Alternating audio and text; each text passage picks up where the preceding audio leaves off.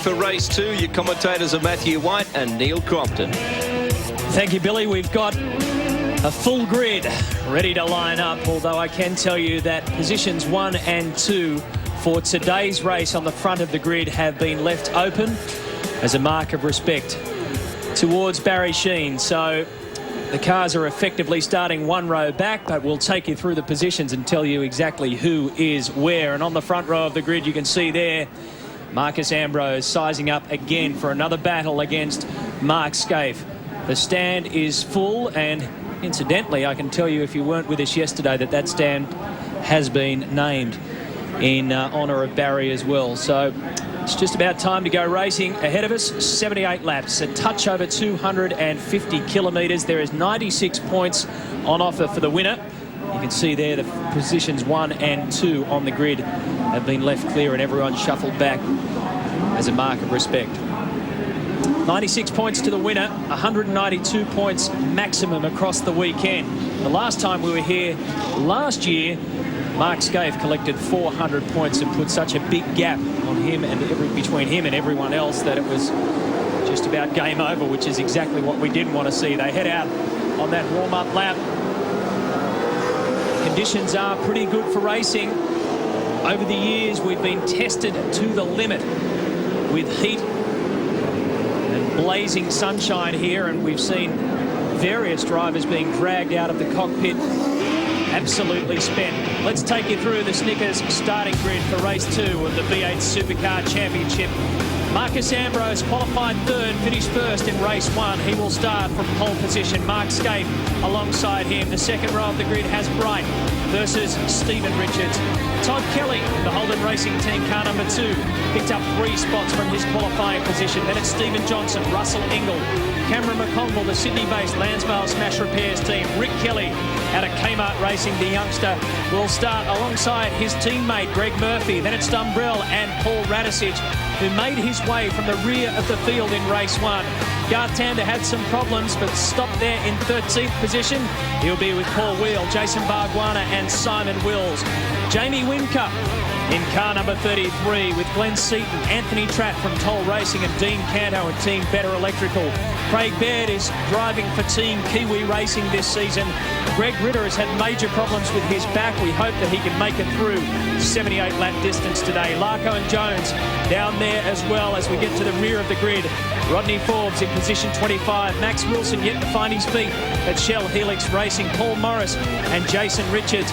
Stephen Ellery, who by the way set the fastest time in our warm-up session this morning. He topped the sheets. Mark Noski, David Bernard and John Bow down to 32, and Craig Lowndes will start from the very rear of the grid. The last time he did that, as Grant Denyer mentioned, he finished up at the front by the time the race was done. In fact, Craig Lowndes did own Saturday here race day on the Clipsal 500 for the first 3 years, but Sunday race day has belonged to nobody else but the Holden Racing Team. Will that change this afternoon? Well, there's a long way to go to find out.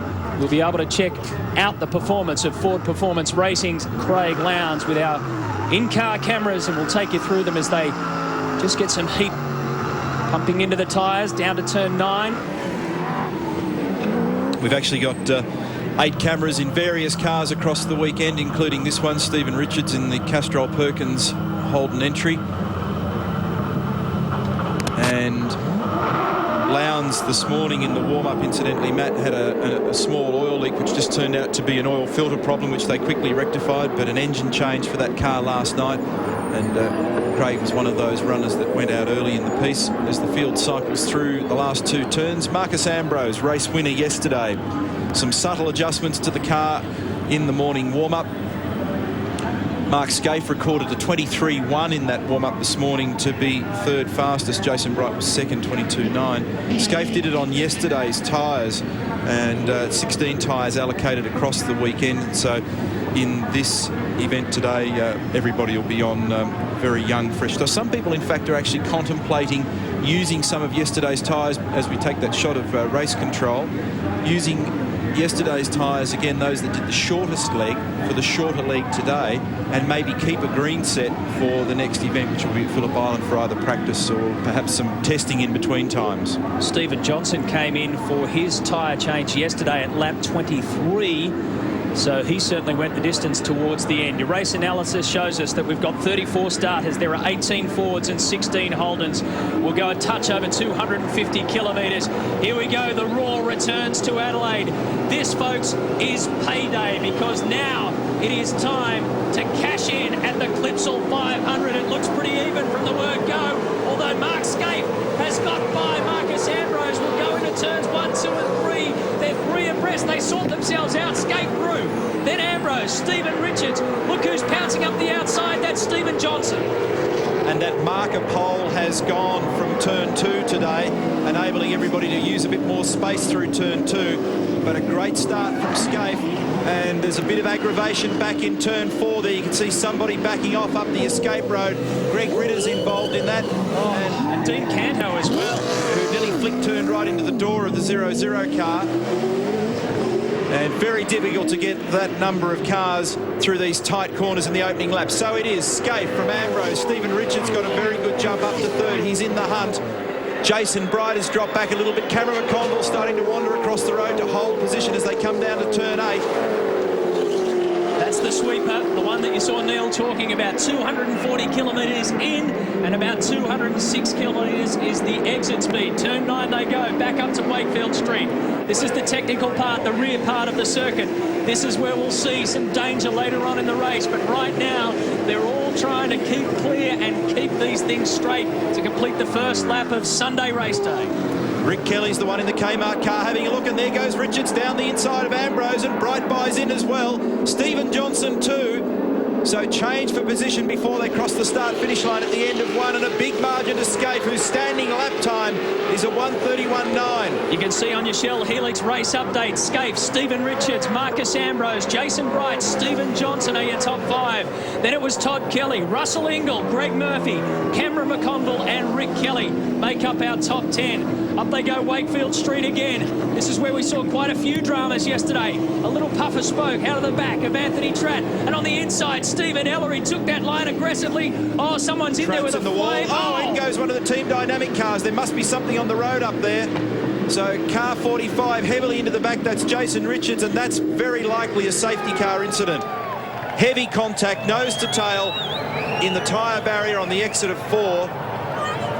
Well, Richards came along a long time afterwards for that to happen. We saw Anthony Tratt. Yellow flag, safety car, standby. That's Tim Schenken there in race control, and you can see them go straight into action. It's quite an extraordinary view that we've been given in there. So yellow flags, safety car conditions, and Anthony Tratt is okay, which is the good news. His car is a completely different story. And poor old Jason Richards, oh, he throws up his hands, Tratt. Now, you watch the first incident that goes on here. That is Dean Canto getting into a little bit of trouble, and Greg Ritter. Well, he had one of the FPR cars stuck in behind him. Here comes the second incident here. You can see that Tratt's already gone in, and whack.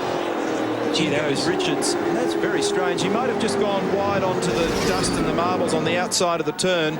That's Anthony Tratt just removing his helmet in the foreground, and the trucks will have to drag those cars free. Well, if you go back to when Anthony Tratt started his approach up to turn 4, he was on the left-hand side of the road. It is a bumpy part of the circuit. Remember, these are... Jason Richards is out of the car and okay. Cold tyres, so... You see he's wearing a collar under that helmet. It's a foam Nomex-lined collar to support his head and neck. And he's just explaining to Tratty what's occurred there, and neither of them will be in a particularly great frame of mind. Pretty frustrating incident early in the race, and a bit of a weird one. A little bit hard to work out precisely what's unfolded there. Obviously there was that aggravation that involved one of the FPR cars, didn't see who it was, and Canto and Greg Ritter. I think it might have been David Bernard involved in that one, or possibly Glenn Seaton. So there you can see that Anthony Tratt, as he went through, we were keeping our eyes on Stephen Ellery. By that time, Anthony Tratt's already gone, but you saw a puff of smoke go off Anthony Tratt as he came up the left-hand side of the road. The question is, what caused it? And whatever caused it, Jason Richards was certainly caught in the train line behind it. Couldn't get out, couldn't obviously turn in to the right-hander. Very lucky not to have ended up fracturing the fuel cell. You can see that the little aluminium casing that hangs around it is pretty heavily damaged. Greg? You were speculating about the possible involvement of maybe one of the Ford Performance racing cars there. I can tell you that Glenn Seaton has just made a quick visit to pit lane. He's complaining of a steering drama with his car. He copped a hit up the rear of the car. They've had a look at the steering at the front. It seems to be okay for now. So possibly, maybe Glenn was an innocent victim tied up in all that. Could have been, Rusty. We'd also like to find out exactly if there was any mechanical failure or anything like that in the form of Anthony Tratt's car that may have done something behind him. Yeah, the replay might tell us a bit more. I'm going to have a closer look and just focus on his car. Here it is again. Now we're looking for the yellow and white toll entry, and he's still coming into view here. Here he is on race line, locks the inside front. He's on his own here. I think he's just ended up carrying too much speed. So he's actually just made a blue across the bump. Now here comes Jason Richards. Stephen Ellery's gone through, and then Jason Richards follows. I don't know what the Richards thing was, but I think Tratty just found his way there on his own, but then Jason Richards arrives. Now he actually may have had some aggravation there with Mark Noske. Hard to pick, but the net result is this. Safety car is out. The pit window is not yet officially open, but it will be shortly. And remembering that a rule change for 2003 includes being able to pit under safety car, and there's car number 44 in. That's Simon Wills, the sister car in this South Australian-based team, Grant. The good news from this team is that there was a problem with Jason Richards because of his Friday crash. He had quite a crook neck. As a result, you saw him wearing that brace there, but he is okay as a result. But John Bowe also electing to come in at this stop. They were debating on the radio as to whether it's a good time to come in. He won't make up position on track just yet, but he will later in the race. But can he hang on with his tyres for that long? And there is Bowe in the pit as Craig Baird goes out. And Greg? Guys, I can tell you that Craig Baird came in for the tyre stop then, and the Team Kiwi Racing group are running an ex-Gary Rogers Motorsport Commodore this year. It's Garth Tander's car from last year. They had an engine drama in this morning's warm-up. They've changed it for the race. They had no time to test it, just finished the change in time. So far, Craig Baird is giving this car the thumbs up. And the order of proceedings early in the piece, Scaife, and he had a margin before this incident happened where Tratt and Richards got stuck into it at turn 4, and those cars have been cleared into the runoff area beyond Wakefield Street. Order: Scaife, Richards, Ambrose, Bright, Johnson, Kelly, Ingle, Murphy, Kelly, Rick Kelly that is, Cameron McConville, Tander, and there it is on screen: Radisish, Dumbrell, Bargwana, Whincup, Wheel, Larkham, Brad Jones. That's the top 18. Some of those guys made up a fair bit of ground. You can see Larkham and Jones made up 6 positions, but at the front of that race score, Stephen Richards probably got the best start as we're on board with him. He jumped up 2 positions, and as they all put their claws over Marcus Ambrose into turn 1, Stephen Richards settled back and then shot through about halfway through that lap. He got a very good jump, Stephen Richards that is. He came away from the line well, and he was in touch with the pack, and he snuck a good move through on Marcus. The lights are out on the pace car, so we will go racing at the start-finish line this time. When they got to that final corner, Stephen was able to sneak up the inside of Marcus, who gave him room, and that then invited Jason Bright and others to have a nibble as well. And they're all chasing this guy who got a very good start. His initial jump didn't look that good, but then he got it to the road nicely thereafter. And this might be interesting to watch Mark Scaife at this restart, because he admitted to me that yesterday in one of the restarts towards the end of the race, he actually missed a gear, made a mistake, and managed to hold onto it. He, of course, finished 2nd overall. So around turn 14 they go. They'll cross the control line, and then it is gloves off again. On lap 4 of 78, we've got a restart. Scaife takes it into the centre chicane. Stephen Richards, Marcus Ambrose, Jason Wright, Stephen Johnson, Todd Kelly, Russell Ingle. Then the Kmart Commodores go through, and so too does Garth Tander.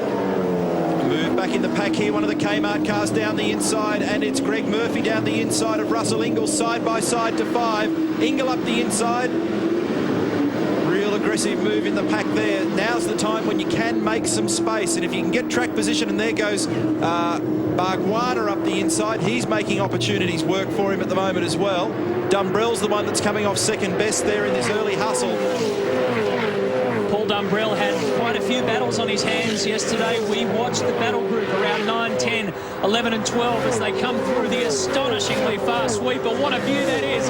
Look at the way those those V8 Supercars come roaring at you. An amazing high-speed turn. Little bit of a tussle between Stephen Johnson and Jason Bright. Back to Paul Dumbrell. He said to me, I knew I was in the big time when I started having a fight with Russell Ingall, and Russell Ingall started fending me off. You learn pretty quickly who not to pick fights with. Russell had to grab some brake in the middle of the corner then as he came through 11. We're on board with Greg Murphy. Sticks with fourth gear around there. That's the rev limiter that you can hear protesting in the background, and now they come on to the start finish straight. Lap 5 of 78, on board with Murph, chasing Russell Ingall, Scaife, Richards, Ambrose, Bright, Johnson, then Kelly, Ingall, Murphy. Rick Kelly in 9th and Garth Tander in 10th. An aerial view of turns 1, 2 and 3. The turns where they've removed the cone that was just severely pummeled yesterday. They decided to give up, but the warning remains. Don't take 4 tyres over turn 1 or you'll start to get penalised. Scaife has clear road, a little bit of a puff of smoke over the bumpy turns. And the key phrase in all that, Matt, is if you consistently run 4 wheels over the curb, we will come at you. So they will get us a bad sportsmanship flag. Field then quickly picks up on that, and the message ricochets round the radio loops like a virus, and everybody will stay off it and probably run just 2 wheels on the curb. That inside wall that you just saw on turn 8, the sweeper, Mark Scaife actually clipped that wall with around about 25 laps to go yesterday, and Murphy, he was lucky not to end up in another part of Adelaide with bits and pieces of car all around him. Murphy was having another look up the inside of Ingall when they got down to the hairpin that time, trying to make an opportunity. Kelly's come up. That's the Lansvale car, Grant. Yeah, this is the real heartbreaker of the story of the race so far. Trevor Ashby, Cam was looking so good. You were looking to be a force in this race, but not to be. No, look, it's pretty unlucky. I think, you know, we had such a great day yesterday finishing in 8th spot. The car was very strong. We've come out this morning and this afternoon we've found that there's a problem, the clutch slipping. We don't know what it is, but we've got half the team under the car trying to fix it. Let's hope you can get back out and grab some points. Thank you, that'll be the go. You know, that really is heartbreak. As you can see, Jason Bright posts the fastest lap on 6. As Cameron McConville said at the start of this program this afternoon, it just shows that V8 Supercar racing, no matter what changes you make, is all about qualifying. He qualified 11th, finished 8th in race 1, but has now been checked out of race 2 for now. We're on board, and Russell Ingall looking out the back of the Caltex Haviline Racing Ford, and he's got a handful of Greg Murphy as he brings it down to Ketterville Terrace. Rather, that's Bartels Road, the Adelaide Straight, leading onto the sweeper. Grab 6th gear just briefly on the approach to 8. Fair to the throttle across 8. It's about 210 kilometres per hour. Back on the gas again in top gear and down into 9 at just on 230 kilometres per hour. It's just 60 Ks here. Some choose first with a heavy fuel load, some in second, and then up to third briefly on the rev limiter before they turn left here. This is right behind the pit paddock area. They can use more exit space this year. Some of the rumble strip has been moved away. And then this fast right-hander that brings you to the slow corner onto the pit straight. Turn 14 and about 70 kilometres per hour in second gear. Listening to Russell Ingall's car, 2nd, 3rd, 4th. Has a glance in the mirror. Very difficult to get the car quickly and smoothly through that chicane at 1 and 2 because of the curbing. Bumpy at the end of Wakefield Street. Murphy again has a look up the inside. 80 kilometres an hour. Accelerate hard up to 130. On the brakes again, back down to 80. Accelerate hard, back up to 130. On the brakes, back to 80 again. So the cars pitch and roll. Very bumpy on the approach to 5 and 6 now. Looking rearward, Murphy. This is 7. Use the exit curve.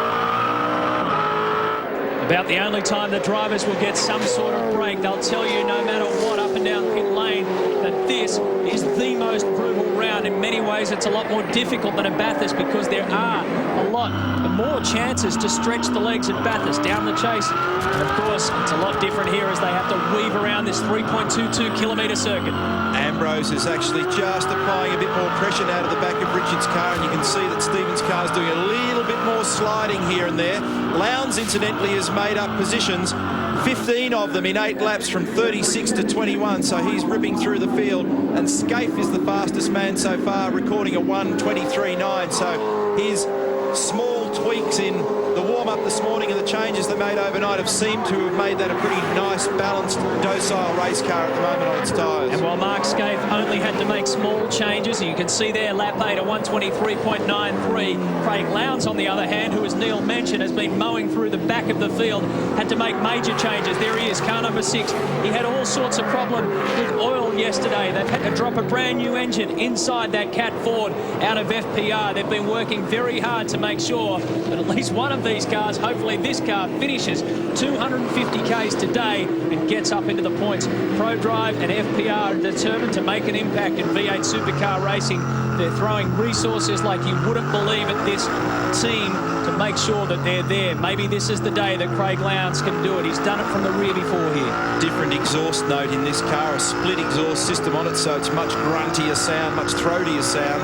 And he's tucked in behind Wilson, I think, at the moment as they head down towards 8. As we go back to the leading bunch, Richards has just given himself a little more of a breather here, and actually Ambrose has dropped back a spot. That's why. So Jason Bright has moved up 1. So Commodore 1, 2 and 3. Ford Falcon is 4.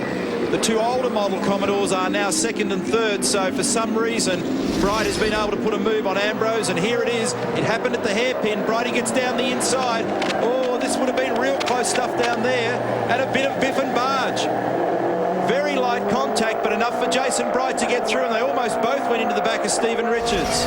Still 69 laps to go, of course. They're on lap 10, and your Shell Helix race update has clicked over to show that it's Scaife, Stephen Richards. There's Bright in 3rd position, so Marcus Ambrose drops down a slot. He's now lost 3 places since we started this race. Just like yesterday, it looks very straightforward, 1, 2, 3 if you like, but really this is a real driver's race, isn't it? They're not sort of spearing off into walls and all that kind of stuff, but there's some really good battles going on in between 2nd and 3rd and 9 and 10. There's all sorts of little wars raging in between this field. Well, it's highly intensive regardless of where you are in the field, and there are some very good drivers. And look, another move on here. Some very good drivers in very good cars up and down this field. Bright, good move, makes it stick 2nd. Richards goes for the crisscross, but he's missed position here as they get to the left-hander. Turn 11. So Bright is charging. His car looks very strong. They're now working lap 9 of 78, 10 of 78 in fact. And right now is when you begin to discover where your car is trending. You've started with 120 litres of fuel, almost 100 kilos of weight over the back of the car. The tyres have gone past their green best, and whatever condition you've got, you're stuck with. So you've got to start thinking about looking after the tyres and looking after the car. There's a heck of a lot of racing to come. Well, we had an incident early on, but these guys have gone full throttle into race day. Payday, as we've been calling it. Mark Scaife leads the Clipsal 500 on the Sunday. Can the Holden Racing team make it 5 out of 5 on Sunday here in the streets of Adelaide? Still a hell of a long way to go. We'll be back right after the break. Come back and join. Who copped a bit of a pummeling in the early laps of this race, losing 3 positions from his starting position, takes back 1 from Stephen Richards. Can he hold it through? They bump, they move in, he's got the line on the next corner, and Ambrose does shut out Richo, but that battle is far from over. Up ahead, there's some interesting gains being made. Jason Bright attacking Mark Scaife. Jason Bright has slotted into 2nd. Mark Scaife really has some pressure being applied from behind him, although I can tell you that he's now pushed that gap out to 2.2 seconds between himself and Jason Bright. So look at that, Mark Scaife, nobody in front, and it's a long way behind, but the green boxes on that little graphic that we've got there indicate to you that in the previous 4 laps, Jason Bright has had a better time than Mark Scaife in 3 of them. Lap 13 was a better one. Lap 12, he was half a second outside that time of Scaife. Lap 11 and lap 10, he was inside Scaife's time. Brighty's trading punches with Mark at the moment in terms of lap speed. The last time through, their lap times were almost identical. In fact, their fastest laps in the race, 1:23.6 apiece. And they're keeping Jason informed of Scaife's pace, and he's really running with him. It looks to me as though Stephen Richards is losing a little bit of rear tyre grip and drive at the moment, and he's just drifted slightly into this pack. That next pack that's onto him at the moment are going to start to apply serious pressure. There's one of the cars there, that's the Todd Kelly HRT car, got unbelievably sideways on the exit of 2. He tripped over the curbing, and that would have been a big invitation for Russell Ingall. We're on board now with Rusty. And it's a good view of Todd Kelly's car too, and we need this because he has made it clear that today he's going to have a bigger go than he did yesterday. Remember, he's still finding his feet, if you like, at his new team, Holden Racing Team. Keep your eyes on car 2.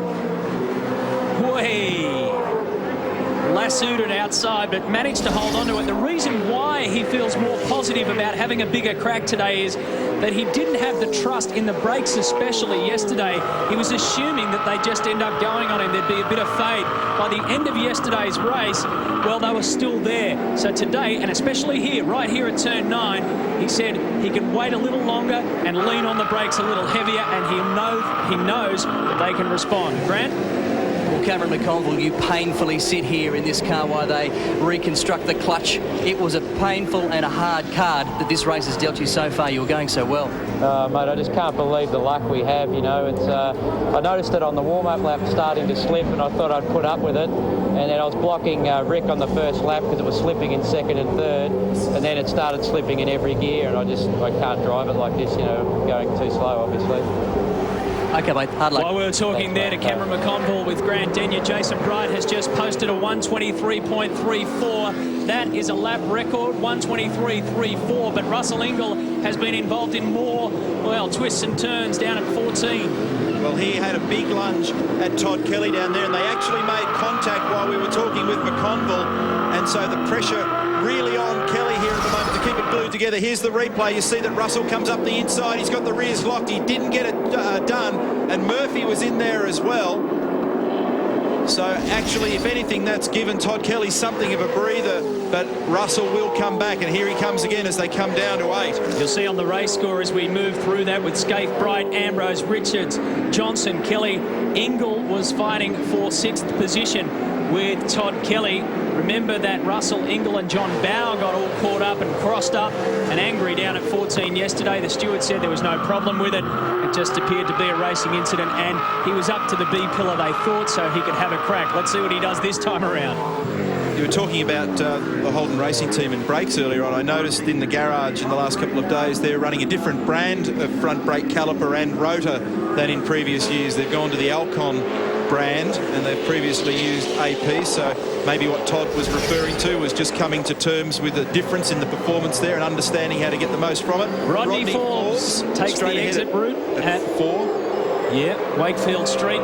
Yesterday he got himself tangled up there and also down in the kitty litter, and that car number 7 came back looking like a completely different car to the one that went out of the 250k start. Let's do another analysis between Scaife and Bright, positions 1 and 2 over the last 4 laps. You can see that on lap 14 there, Jason Bright was 0.2 of a second outside the time of Scaife, but overall he is certainly picking up some time in those 4 laps. You know what's impressive about those numbers, if you run across the top, or both those guys, but if you run across the top, what you're seeing there is a heap of 23s. It's very early in the race with a lot of fuel still on board to be running in those sorts of times, and so the pace is very quick today, no question about that. It is cooler, the air is 21, the track temperature is 24, fractionally cooler than yesterday, and substantially cooler as we look here at Romano's car in the pit lane, cooler than in previous years where this event is notoriously hot. And that's never a good sign in pit lane.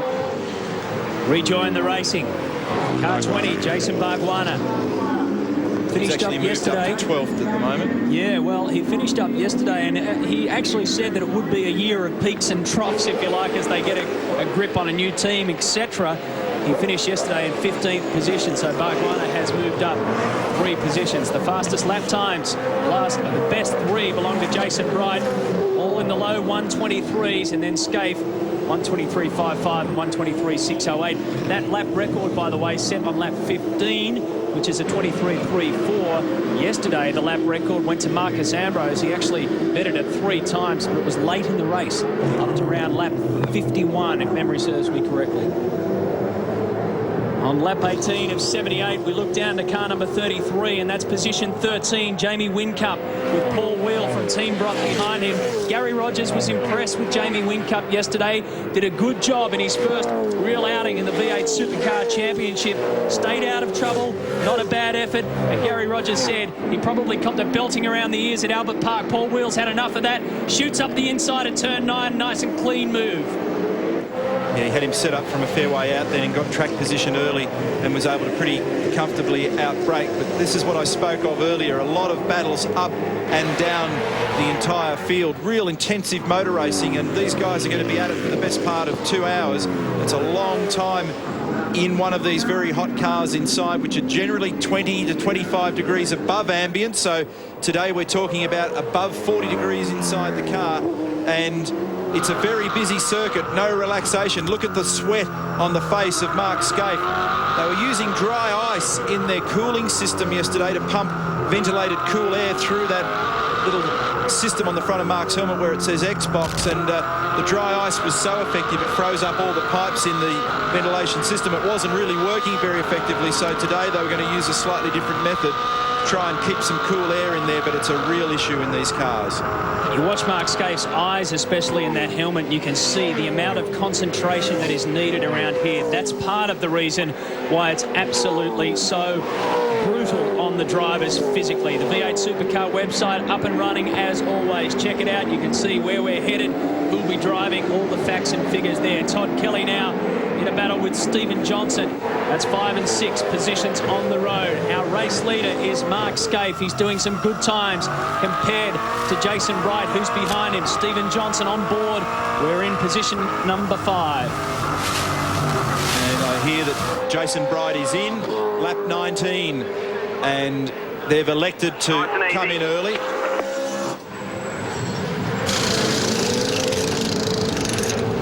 Calm efficiency is the key to these stops. Greg? Well, guys, I can tell you this is a bit of a surprise, having spoken to. Good stop from Team Brock, 9 seconds. But a little bit surprising, I've spoken to a few team managers up and down pit lane here. There's a bit of a plan among some of them to keep your best boots until the last 20 laps, right toward the end of the window, so they can have a real strong run towards the flag. So I was kind of surprised that Brock opted to, the Team Brock guys opted to pick with Jason Bright for tyres at this time. Well, very much so, Greg, and when you consider that he now has to do 58 laps on a set of tyres, and he's actually come back out with a fast car but in traffic. Oh, and he's making contact here with David Bernard as they make the braking run up into 4. Bernard with warm tyres with obvious additional pace and trying to make his way back to the race line, and Brighty trying to get his thing wound back up. Now, the problem for Jason here is that when he gets back to race pace, he'll invariably have a quicker car than most of those guys around him, but he won't be able to use it, and he's got to make those tyres last 58 laps, and that's a long way. If I were them, I'd be inclined, well, look at this little battle here. Cars every which way. Dumbrell's in amongst it. So is Rick Kelly and Jamie Whincup, Jason Bargwanna. There's a whole bunch of them. Whincup was the winner out of all that. He was the only one to pick up a position, and he did it against the Kmart Commodore. Dumbrell got off on the very edge of the ripple strip on the exit of 11 that time. So perhaps, oh, look, here comes Bargs up the inside and makes it stick with a little bit of paint swapping. He certainly got to the B pillar. He made it starting to get frantic out there. The point I was going to make, and I'll eventually get to it, Matty, is that perhaps what they're also thinking down at Team Brock is when their fuel window opens for themselves, it's legally open, they might want to get him in now and keep him away from that traffic so that he has clean air to run in and try and preserve those tyres over the distance. We got thrown a bit with that incident, but just to remind you, the pit window opened at the end of lap 2. It closes after lap 57. 2 compulsory pit stops, 1 for tyres, 1 for fuel. Scaife has further lowered the lap record to 1:23.2. and that is very quick. His margin over Ambrose, and again these manoeuvres go up and down the paddock. 6.7 seconds Scaife to Ambrose, remembering that Brighty's been in for those tyres, and that was a 9.6 second stop. A drag down the Adelaide straight. Jason Bargwanna goes through. Now it comes crunch time at turn 8. The sweeper, Paul Wheel takes it on. You don't want to be on the outside there, and we've seen plenty of videotape evidence. Here comes Dumbrell, dirty side of the road, 3 into 2. Will it go? Only just. They're still swapping paint. 3 cars wide. Whincup's in the battle. Welcome to V8 Supercar racing. Well, he's certainly holding his own end of the fight, and Paul Wheel is making sure that he knows as well. Dumbrell in the wall. Dumbrell in the wall. Just clipped it. And you can see some smoke breathing out of the front right-hand side. of Paul Dumbrell's car number 8. Back Kelly. to turn 14. Rick Kelly on the inside as Whincup gives him room to move. And Stephen Ellery making a move on Dumbrell now. Has Paul sustained damage in the number 8 Castrol Commodore? There's a lot of smoke coming off here. Replay at turn 11, and it's already happened by this stage. Out wide, bang. Actually, it's just tyre and rubber belt contact, but it'd still be pretty heavy. There's a big concrete block that weighs 4.5 tonnes behind that, and they generally win over 1.5 tonne cars. Not too many people, though, get away with an incident down on that turn with such minimal damage. You can well and truly end up face first in there, or if you go a little bit too further down, as you said, you're starting to hit the concrete. So he's probably got it at just the right spot if you need to get it. Car 65, Paul Radisich. This is the tail end of the top 10. So that's positions 11, 12 and 13 that you're looking at. Rick Kelly, the youngster over at Kmart. They're very impressed with his technical feedback since he's been at the new race team, the battle group that we're focusing on. He's going to make a move here, and it'll probably work because he's got a good exit off 8 and he's up the inside, and he'll make that work. The guy that's actually making big benefit in all this, and if anything he doesn't need to be involved in the paint swapping, is the man looming at the back. It's Lowndes. He's in position 16.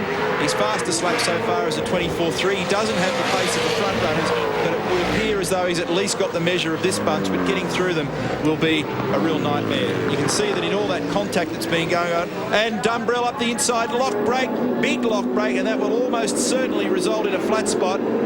Ellery's having a look down the inside. Well, Stephen Ellery continues to make up ground. He started back in 31st and he's now up to 14th. Let's go down to Rusty.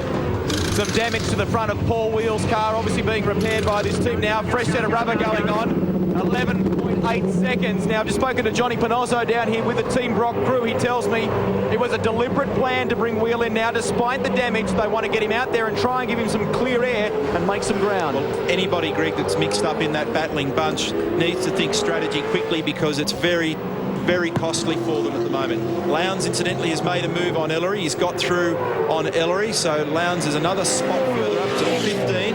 Scaife, meanwhile, is setting up for his fuel stop because he wants to minimise the amount of time on that second set of tyres.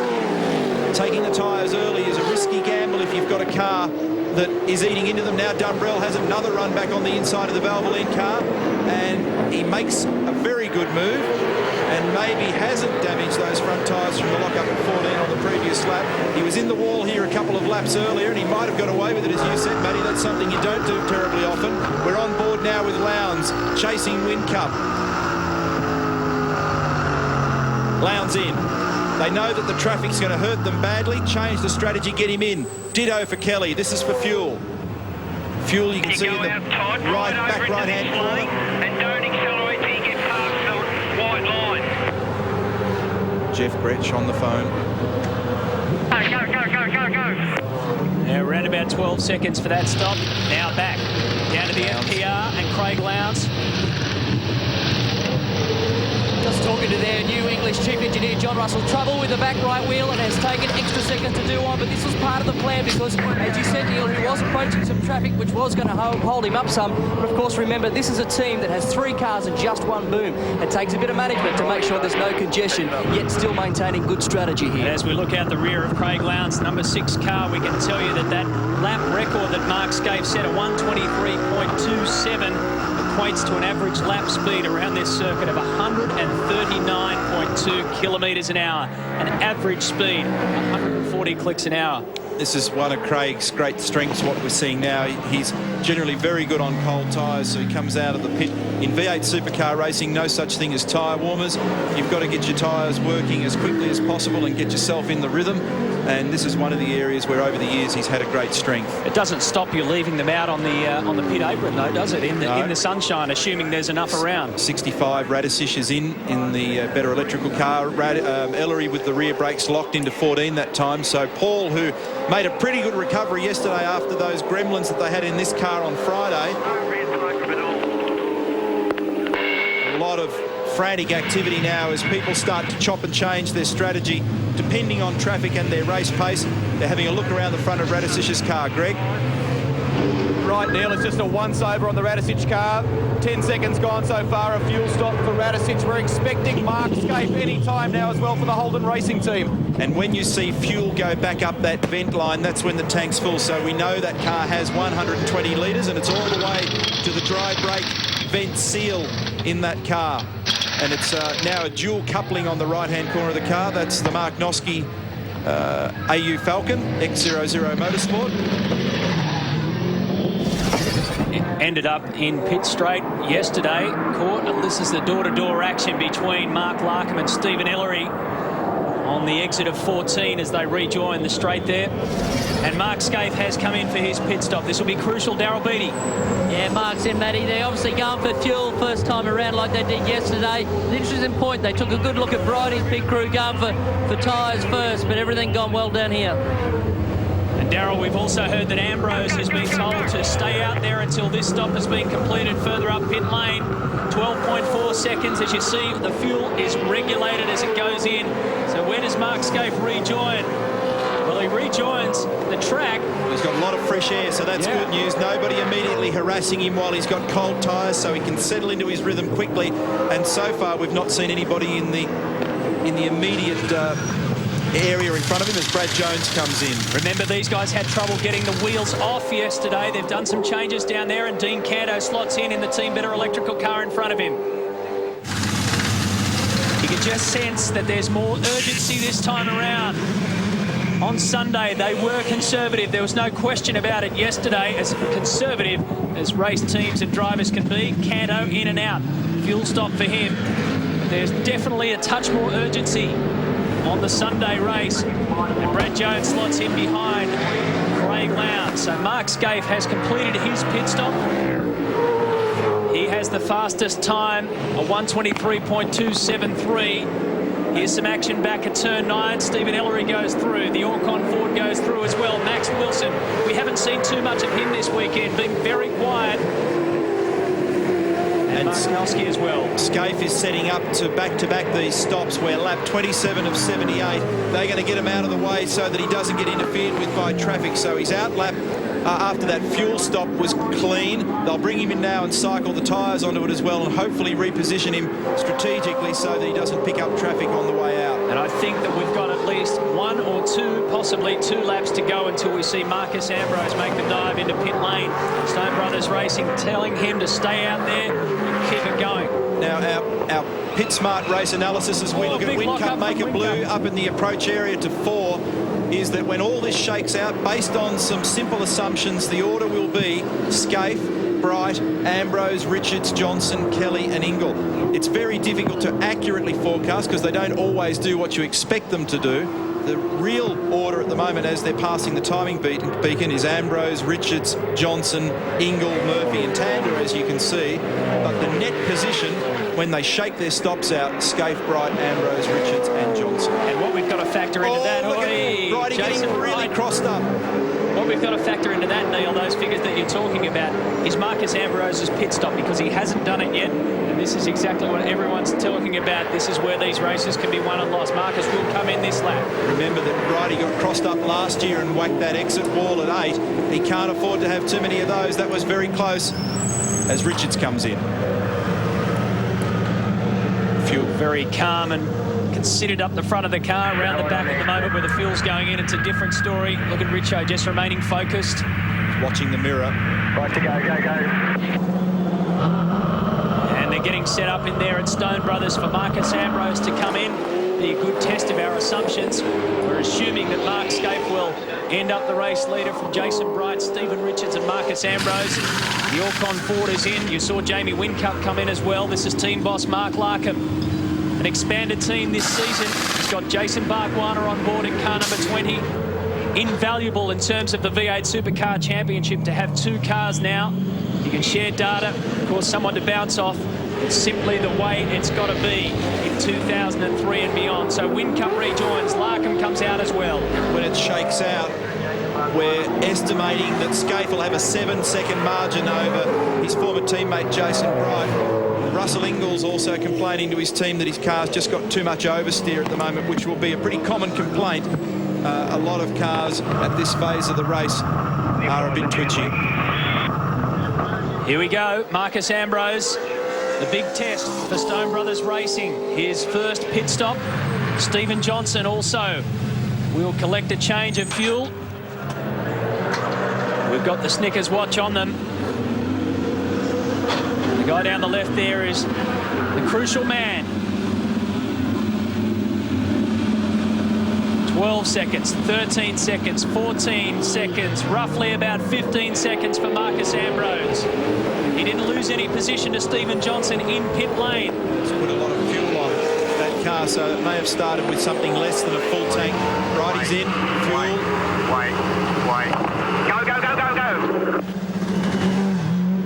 Just hear the urgency in the voice there. It's a real fine line telling these guys to wait, and then blast away. And in fact, I can tell you that we understand that those penalties that were handed out to Greg Murphy for violating the 40 km/h speed limit in pit lane, they think down at Kmart that was actually him launching off from his pit lane area. Wasn't in fact zipping up and down. He's got a bit of paintwork, extra paintwork that he didn't need. Paul Dumbrell on car number 8. Here's Rodney Forbes in. The cars can be set to 40 k's or maybe even a fraction over. But it's very easy when you launch away from a standing start to actually punch through that speed, and that's what was happening yesterday. And it's a real problem, as McConville has now rejoined with that problem rectified in that car, but he's many laps down and out of the game. Murphy, clean the screen and put some fuel in. This is what they'll be looking at. They were saying that as he launched away here, remember there is a rev limiter. Watch it.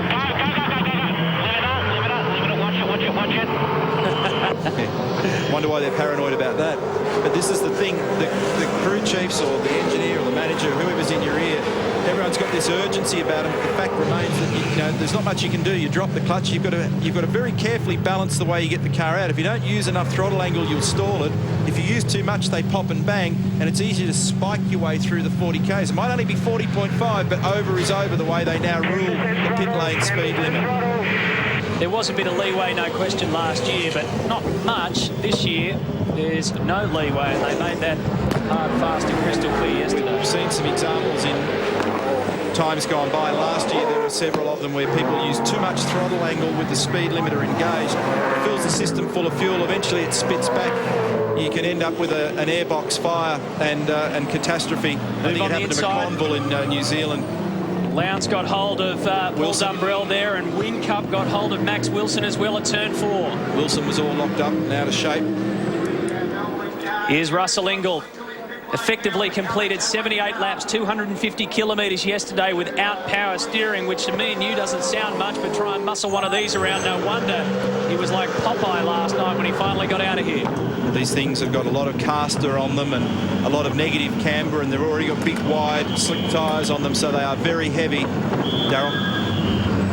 Yeah, Russell Ingall's just been here. They're waiting for fuel. They've made some adjustments through that back window, Neil. Something's going on there, but Scaife's in again, like you said, back-to-back like yesterday.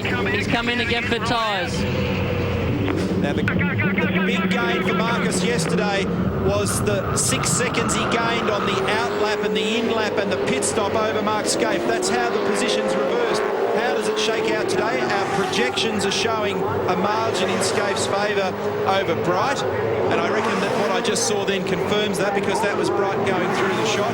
And has the Stone Brothers organisation been able to make some ground in their stop this time? We're reckoning that he's going to pop out of all this in third place as Bezzy rejoins in the FPR car 19. The corrected order will be Scaife, Bright, Ambrose, Richards, Ingall and Johnson. David Bernard had suspension problems in race 1. What can he do in race 2? Ford Performance Vehicle sponsorship on his car. Ford Performance Racing is the name of the team. Just look at that AU Falcon kick back and rear back as the horsepower kicks in. On lap 31 of 78, it is time to take a breather from the streets of Adelaide. Jason Bargwanna has the race lead at the moment. They'll shuffle out when we come back.